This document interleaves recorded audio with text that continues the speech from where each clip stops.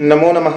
जय श्री राधे, जय श्री श्याम। नमस्कार मेरे प्यारे मित्रों, आपका बहुत बहुत स्वागत है आपके अपने इस मंच सनातन ज्ञान गंगा में। मैं आचार्य मयंक शुक्ल।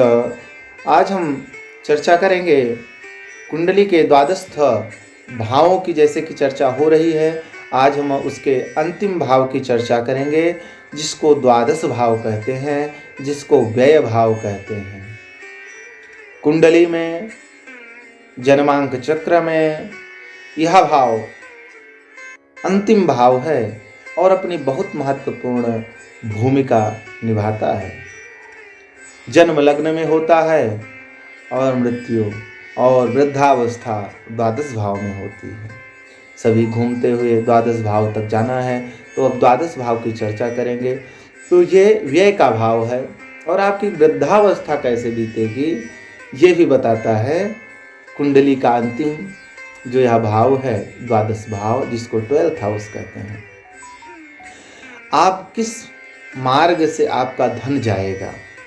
कमाते सब हैं, लेकिन धन सबके पास होता है, उसके व्यय के मार्ग अलग अलग होते हैं।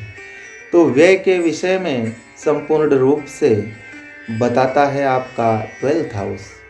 आप किस प्रकार से व्यय करेंगे या आप अपव्यय करेंगे, इन सारे विषयों पर यह प्रकाश डालता है आपका द्वादश भाव। इसके साथ ही शरीर में आपका बायां नेत्र कैसा होगा, उस बायां नेत्र में कोई विकार होगा या नहीं होगा, ये भी बताता है आपका द्वादश भाव। यात्रा का विचार, दूर यात्रा का विचार भी बताता है आपका द्वादश भाव। इसके साथ यह स्थान परिवर्तन, क्या आप एक ही स्थान पर पूरा जीवन बिताएंगे या स्थान परिवर्तन करते रहेंगे, या आप विदेश जाकर के प्रवास करेंगे या आप विदेशी बन जाएंगे, इन सब विषयों पर प्रकाश डालता है आपकी कुंडली का द्वादश भाव। इसके साथ ही व्यसन मैं आपको पहले बता चुका हूँ।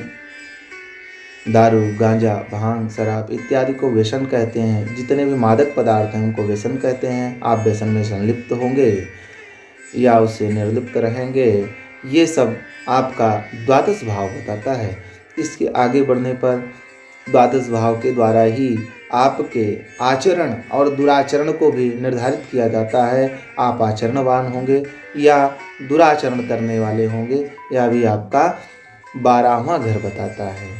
और इसके आगे आप कारावास दंड भोगेंगे। आपकी अगर कुंडली में द्वादश भाव गड़बड़ हुआ तो कारावास दंड भी हो सकता है। और कारावास आप कैसे भोगेंगे, कितने दिन भोगेंगे, यह सब निर्णय आपका द्वादश भाव करता है। इसके साथ आपके गुप्त शत्रु कितने होंगे, गुप्त शत्रु आपके कैसे होंगे, यह निर्णय भी द्वादश भाव ही करता है। अपव्यय आप किस प्रकार से करेंगे, धना का जो है व्यय आप किस प्रकार से करेंगे, यह द्वादश भाव निर्णय करता है। ऋण आपके पास कितना होगा, अपघात होगा या नहीं होगा, कलह आप मचाएंगे या नहीं मचाएंगे, आप जहाँ रहेंगे वहाँ कलह होती रहेगी या नहीं होती रहेगी, यह भी निर्णय द्वादश भाव और उसमें बैठे हुए ग्रह ही करते हैं। इसके आगे आप चलेंगे तो कलह, अच्छा बुरा, व्यय विचार, मुकदमा आपके ऊपर होगा नहीं होगा, मुकदमे में विजय होगी या नहीं होगी, शत्रुत्व का भाव की कैसे होगा, क्या आप सबसे शत्रुत्व का भाव रखेंगे, कुछ लोग आपसे शत्रुत्व का भाव रखेंगे, यह निर्णय भी आपकी कुंडली का द्वादश भाव ही करता है। द्रव्य की हानि कैसे होगी, अपयश कैसे होगा, या यश मिलेगा अपयश मिलेगा जीवन में, यह जो सारा निर्णय है, यह सारा निर्णय द्वादश भाव करता है।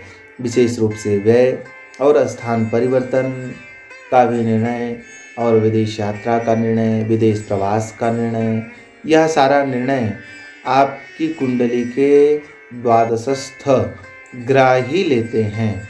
द्वादश भाव में बैठे हुए ग्रह ही यह निर्णय बताते हैं।